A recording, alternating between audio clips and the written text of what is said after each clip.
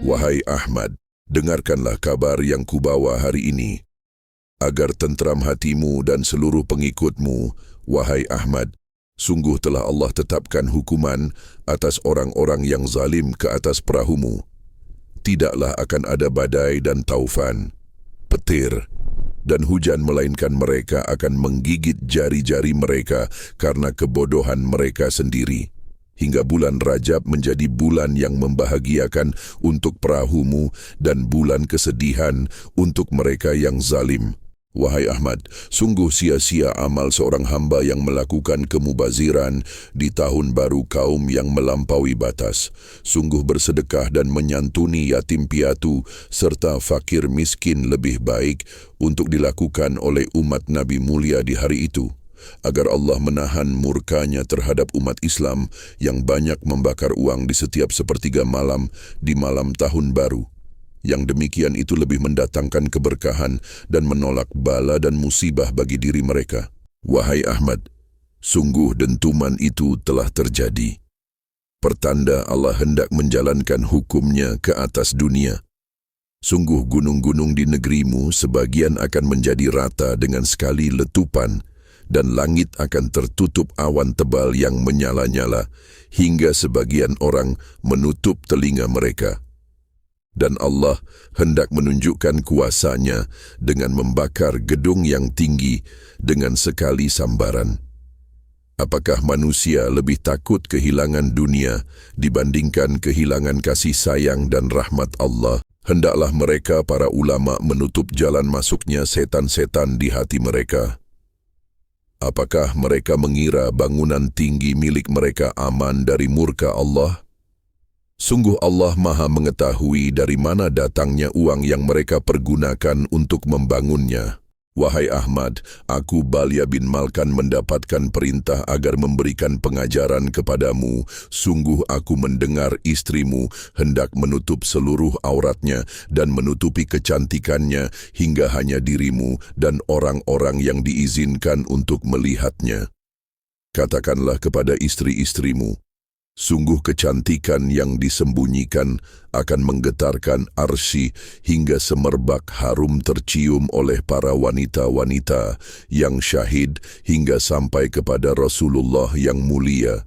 Dan terukir nama wanita itu pada lembaran-lembaran yang putih lagi bersinar pada pintu-pintu syurga Allah, yang menumbuhkan bunga-bunga indah berwarna-warni di Taman Illiyin, yang setiap bunga pada tangkainya memuji Allah dan memanjatkan doa untuk si wanita yang bertaubat lagi memelihara diri, hingga membuat iri dan risau para bidadari, serta mereka berkata, apakah Allah menciptakan seorang bidadari yang cantiknya melebihi kita?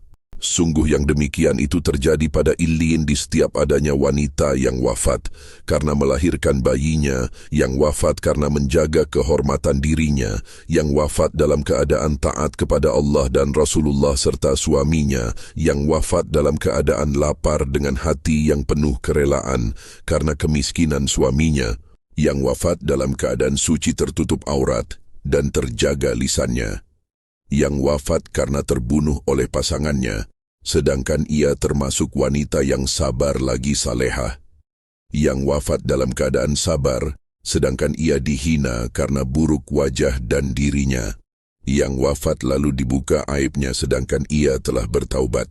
Wahai Ahmad, sungguh aku mendengar langit bergemuruh disebabkan masih berlakunya kaum Sodom di negerimu dan negeri-negeri saudaramu. Dan ketika satu kelompok yang berkuasa melindungi mereka, hendaklah mereka bertaubat sebelum datangnya peringatan keras di atas negeri mereka. Apakah mereka mengira getaran di bawah kaki mereka hanyalah getaran yang kecil dan biasa? Lalu tiba-tiba Allah menggetarkan dan menenggelamkan sebagian pulau di timur negerimu, lalu sebagian mereka mencari perlindungan kepada selain Allah, dan sebagian umat Nabi mulia Muhammad diselamatkan Allah dengan sebab mereka beriman kepada Allah dan Rasulullah, serta mereka membenarkan kabar-kabar darimu. Wahai Ahmad, tidaklah ada tanaman yang tidak tumbuh dengan izin Allah, walaupun di atas batu yang keras. hendaklah dirimu bersabar dan Allah akan menunjukkan kuasanya bahwa tanaman-tanaman itu tumbuh subur di tanah yang mereka abaikan, yang mereka mengira tidaklah akan menjadi subur. Dan hendaklah 3 perempuan yang bersaudara itu menjalankan pertanian dan memberi contoh terbaik untuk negerinya. Tidaklah akan menuai panen, melainkan 66 hari saja. Sedangkan mereka hanya menyiraminya setiap 3 dan 3. Dan Allah menyiraminya dengan air hujan sesuai dengan yang dibutuhkan oleh tanaman padi mereka. Bukankah yang demikian itu mudah bagi Allah? Hendaklah mereka menjalaninya dan hendaklah mereka bersyukur. Wahai Ahmad, sungguh tidaklah para pengikutmu menyadari bahwa pertolongan mereka menjadikan mereka tenteram lagi berkah, dan janganlah menolak sebagian dari mereka yang hendak menolongmu secara langsung. Dan janganlah dirimu menutup diri dan malu kepada mereka. Wahai Ahmad, sungguh negeri-negeri selain 3 negeri yang ada pengikutmu saat ini telah memperhatikan khabar-khabar yang dirimu tuliskan. Katakan kepada mereka, sungguh Allah Azza wa Jalla akan menjawab tantangan mereka, disebabkan sebagian dari mereka hendak mengujimu, yakni menginginkan bukti yang nyata atas ladang dan tanah-tanah mereka. Dan sebagian Muslim menduga-duga dan hendak mengenal dirimu dan menginginkan keberkahan atas ladang-ladang mereka. Kebanyakan dari mereka berada di tanah Cham, Vietnam, dan beberapa orang dari sekitar tanah kelahiran kakekmu yang mulia.